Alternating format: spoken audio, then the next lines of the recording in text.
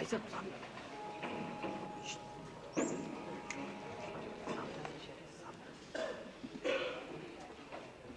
Indira Tiwari, Honorable Minister for External Affairs, Mrs. Pame, Sri Lalit Man Singh, distinguished guests, ladies and gentlemen.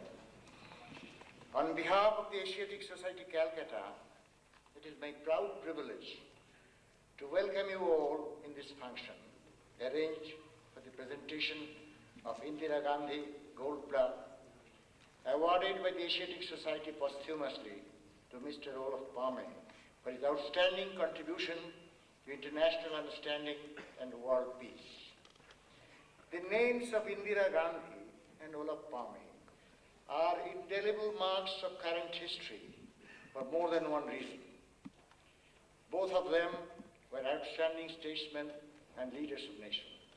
But more than that, one common thing which puts them in a different pedestal, apart from their manifold activities, is their commitment to world peace, international understanding, and concern for the less privileged sections of humanity which inhabit the different countries of the world, irrespective of color and race. It is also a coincidence of some importance that the late Prime Minister Olaf Palme had also been attracted by India in the formative years of his life when he visited this country as a young man. His stay in India many years ago led him to the realization of the uniqueness of the Indian culture and tradition and the quiet dignity with which the ordinary Indian behaved in his ordinary life. It was heartening to know from the account given by Mrs. Palme yesterday on the occasion of presentation of Jawaharlal Nehru Award for International Understanding posthumously to Mr. Olaf Palme, which was received from the hands of the President of India, that his first journey to India in 1953 had so much of impact on him that he said, and I quote, "Whenever I hear talk about economic and political development, I return to this village near Bangalore as a reference point. That is where so much of the future is decided. As this happened in my most formative years, I will always carry a bit of India with me." Unquote. We have also noted how late Olaf Palme envisaged his political work from Mrs. Palme's speech yesterday. And I quote, "Political work means using reason to prevent future problems such as stopping the militarization of space. He believed that simple truths will eventually be understood. He said, it is impossible to win a nuclear war. Today's award, which carries the name of late Indira Gandhi, therefore, is more than symbolic, and the same concerns were shared by her also, and she was against war and for peace. Though her eventful life was cut short by a tragic event, she expressed her concern for the oppressed people everywhere. Her voice was raised for the cause of peace and against war. She was chosen a leader of the non-aligned movement, and the NAM summit in India a few years back still remains a landmark in the history of the non-aligned movement and also the resolution of the largest number of people of human race for commitment to peace. The Asiatic Society feels honored that Mrs. Lisbeth Palme has graciously consented to accept the award on behalf of her late husband, which we regard is demonstration of her great regard for our late Prime Minister, Mrs. Indira Gandhi, and also a regard for the culture and values that she represented. The Asiatic Society, it may be recalled, was founded in 1784 in the colonial era by some Western scholars, headed by Sir William Jones. 200 years after that, in 1984, Mrs. Indira Gandhi declared it as an institute of national importance. It is the oldest society devoted to the study and research not only of Oriental learning and Indology, but also knowledge in its totality. It is a matter of fact that since the early days of its foundation, it is through the Asiatic Society the other learned societies were found. to name a few: the Indian Museum, the University of Calcutta, the Geological Survey of India, the Zoological Survey of India, the Anthropological Survey of India, the Indian Science Congress, and many such learned societies, institutes, which they fostered, accelerated the development of higher learning in our country.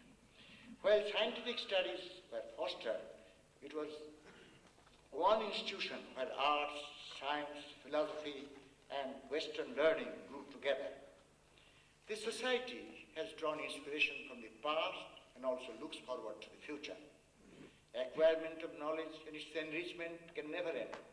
Madame Pame, I therefore thank you for giving us this opportunity to express our great admiration to the great man Olaf Pame was, and for receiving the Indira Gandhi Gold Plaque, which symbolizes the bonds of commonality and values shared by both Indira Gandhi and Olaf Pame, and to the human values to which both dedicated themselves. I must admit that the Asiatic Society was eagerly waiting for this event to be held in Calcutta, where the headquarters of the society is situated, and the citizens of Calcutta would have felt privileged to honor Mr. Olaf Pame at Calcutta to the presence of Mrs. Olaf Pame. Since Mrs. Pame could not make it convenient to be in Calcutta, we are happy to hold this function here and to present the plaque to a personality for which we have waited so long.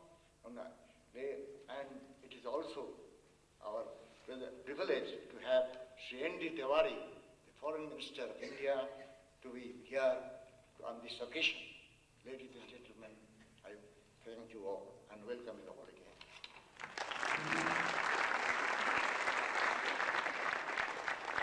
That was Professor M.M. Chakravarti, the Vice President of the Asiatic Society.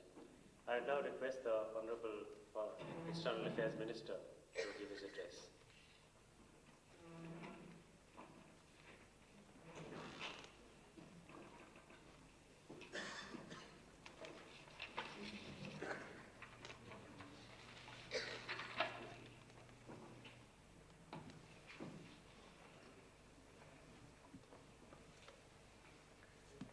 Our distinguished and esteemed guest, Mrs. Lisbeth Palme,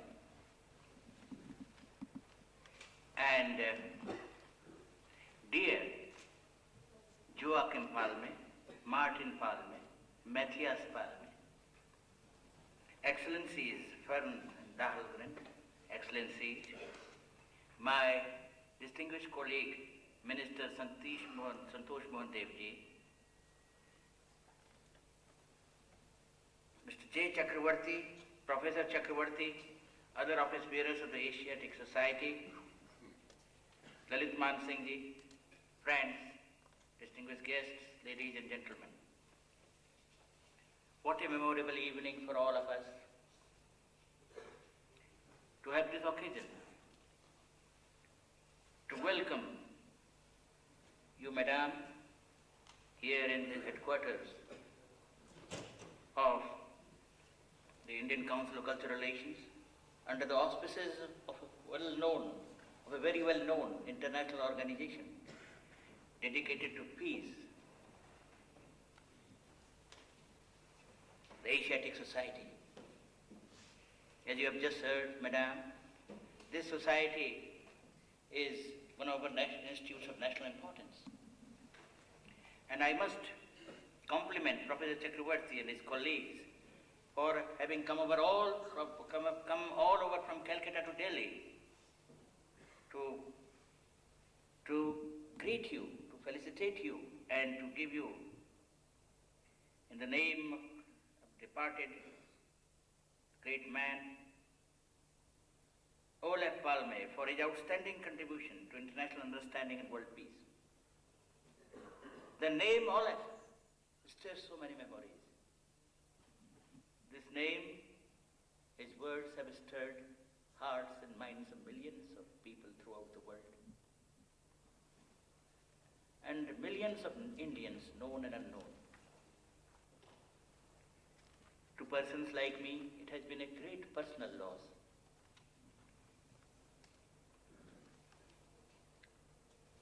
Whenever I think of Olaf, I still see him, his pictorial representation his flashing eyes,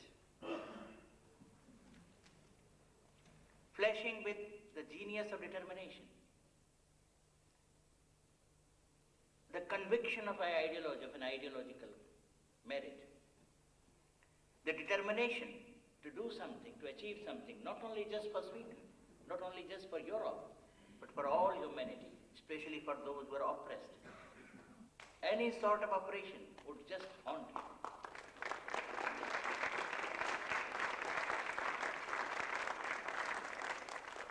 And now, as I remember him, and I look and remember his eyes especially, I find that he had the eyes of a martyr. And the same of Indira. Martyrs have a different look. And even their lifetime, they look that they are looking at something beyond the political or the constitutional arena or the day-to-day functioning of but they look like dreamers, that they are determined to do something with conviction. Day after tomorrow, madam, when you would be here in India, we would have the Martyrs' Day when we lost Mahatma Gandhi. History is replete with such people, the history of such people who have changed destinies of countries, of mankind. And we have lost them. But they have become martyrs to human history.